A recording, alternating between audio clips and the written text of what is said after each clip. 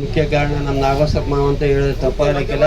ಯಾಕಂದ್ರೆ ಭಾಳ ವರ್ಷದಿಂದನೇ ಹೇಳ್ತಿದ್ವಿ, ಮಾವನ ಬೈತಿದ್ದ, ಆಯ್ತಪ್ಪ ಇರೋದ್ರಪ್ಪ ನೀನೇನು ಕರ್ಕೊಂಡು ಹೋಗಲ್ಲ ನಮ್ಗೆ ಟೂರು ಮುಗಿತು, ನಾವು ಹಿಂಗೆ ಹೇಳ್ಕೊಂತ ಹೋಗಲ್ಲ ಆಯ್ತು ಅಂತಿದ್ದೆ. ಆ ಸಿಟ್ಟಿಗೆದ್ದು ಅಲ್ಲೇ ಲೋಕಲ್ ಇಡ್ಬೇಕಂದ್ರೆ ಇಲ್ಲ ಬೇರೆ ಇಲ್ಲಿ ಲೋಕಲ್ಲೇ ನೋಡಿದ್ದ ಅರ್ಥ ಇಟ್ಟರೆ ನಾವು ಬೇರೆ ದೇಶಕ್ಕೆ ಇಡ್ರು ಅಂತ ಹೇಳಿದ್ವಿ. ಅದರಂತೆ ಬೇರೆ ದೇಶ ಎಲ್ಲ ತೋರಿಸಿ ನಮ್ಮ ವೀರಭದ್ರಪ್ಪನೂ ಎಲ್ಲ ಮತ್ತು ನಮ್ಮ ಇವರಿಗೆ ಶಿವನಗೌಡರಿಗೆ ಹೇಳಿ ಎಲ್ಲ ವ್ಯವಸ್ಥೆ ಮಾಡಿದ್ರು. ಶಿವನಗೌಡರಲ್ಲಿ ಭಾಳ ತಾಳ್ಮೆ ಇದೆ, ಹಾಗಾಗಿ ಭಾಳಷ್ಟು ಜನ ಶಿವನಗೌಡನ ಲೈಕ್ ಮಾಡೋದು ನಾವು.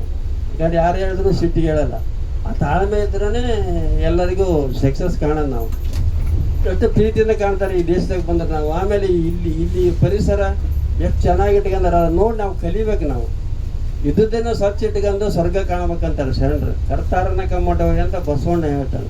ಕರ್ತಾರನ ಭಗವಂತ ಕೊಟ್ಟಿದ್ದೇ ಅದನ್ನು ನಾವು ಸ್ವಚ್ಛವಾಗಿ ಇಟ್ಕೊಂಡು ಇಲ್ಲೇ ಸ್ವರ್ಗ ಕಾಣಬೇಕು.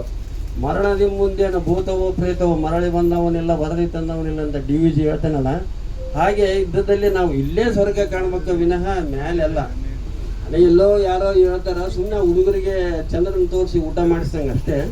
ಇಲ್ಲಿದ್ದದ್ರಲ್ಲಿ ಸ್ವರ್ಗ ನೋಡಿ ಆನಂದ ಪಡ್ಬೇಕಂತೇಳಿ ಈ ಟೂರ್ ಭಾಳಷ್ಟು ಎಲ್ಲರಿಗೂ ಖುಷಿ ಕೊಟ್ಟಿದೆ.